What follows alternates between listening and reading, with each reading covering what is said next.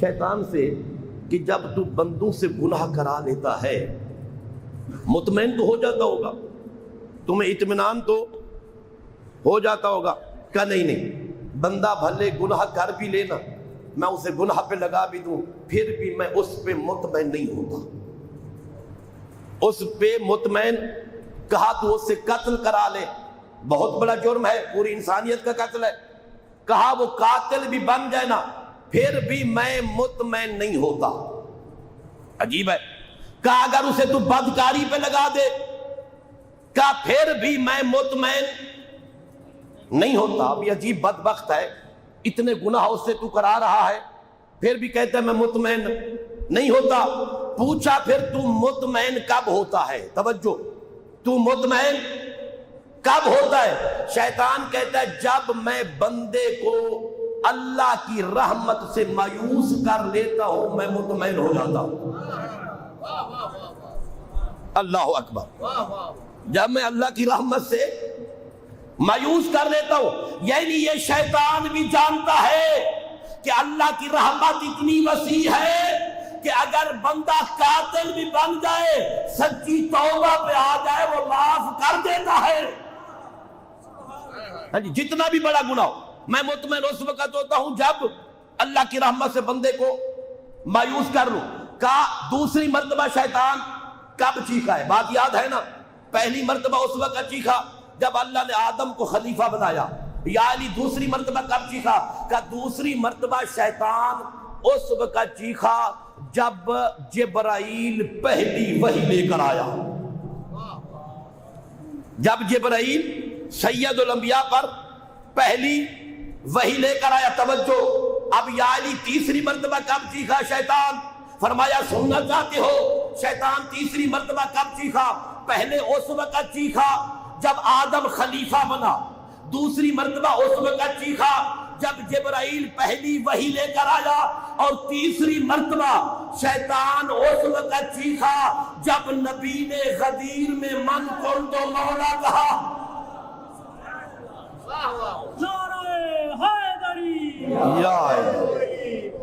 علی کی ولایت پہ شیطان چیخا۔ اب یہ جملے میرے ہیں کہ ہر سال 18 غدیر آتی ہے اور دائیں بائیں چیخنے کی آوازیں بھی بلند ہوتی ہیں، ہر طرف سے چیخنے کی قاضی صاحب آوازیں بھی بلند ہوتی ہیں۔ صرف چیختے نہیں ہیں، کہتے یہ شیعہ خوشیاں منا رہے ہیں، اس دن تو ہمارا ماما مرا تھا، کوئی کہتا ہمارا خالو مرا تھا۔ غدیر پہ چیخنے کی آوازیں بلند ہونی لگتی ہیں، تو میں کہا کرتا ہوں میرے بھائیوں، جب غدیر کے موقع پر تمہیں چیخنے کی آوازیں سنائی دیں تو یقین کر لیا کرو شیطان چیخ رہا، شیطان چیخ رہا ہے۔ اللہ نے وہ ہمیں عزت عطا کی ہے، سید الانبیاء جیسا ہمیں سردار انبیاء نبی عطا کیا، اس سے بڑی عزت کیا ہو سکتی ہے؟ اللہ نے ہمیں اس نبی کا امتی بنایا، جبرائیل جس کے سامنے وحی لے کر آئے ایسے کھڑے ہوں جیسے شریف غلام کھڑا ہوتا ہے۔ اب سمجھ آئی کہ سید الانبیاء کی عظمت کیا ہے؟ فتوے ہم پہ لگاتے ہیں، توہین خود کرتے ہیں، توہین رسالت کے مرتکب، اور وہی سید الانبیاء آخری جملہ جس کی یہ شان آپ نے سنی ہے نا، وہی فرماتے ہیں حسن اور حسین امامان کاما اوقادا، چاہے قیام کریں چاہے قیام نہ کریں۔ اور علماء نے لکھا ہے کہ امام حسن مجتبی، توجہ کرنا، کا شکم سے اوپر والا بدن کا حصہ شباہت تھی رسول سے،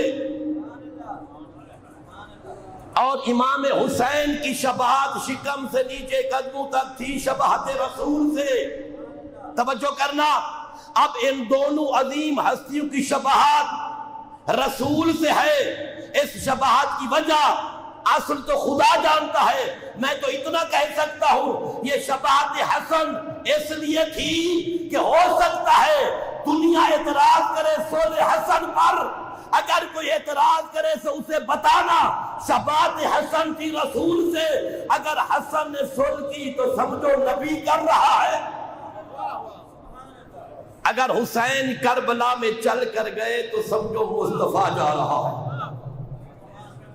سمجھو مصطفیٰ جا رہا ہے۔ اور محدث دہلوی نے کہا شہادت حسین شہادت مصطفیٰ ہے، شہادت حسن شہادت مصطفیٰ ہے۔ یہ محدث دہلوی کے جملے کہ شہادت حسن شہادت مصطفیٰ ہے اور شہادت حسین شہادت مصطفیٰ ہے۔ تو میں کہوں گا آپ نے تو فیصلہ کر لیا، اس کا مطلب یہ ہے کہ حسین کا قاتل بھی مصطفیٰ کا قاتل ہے، حسن کا قاتل بھی مصطفیٰ کا قاتل، حسن کا قاتل بھی مصطفیٰ کا قاتل ہے۔ بس عزیزو، اللہ آپ کو جزائے خیر دے۔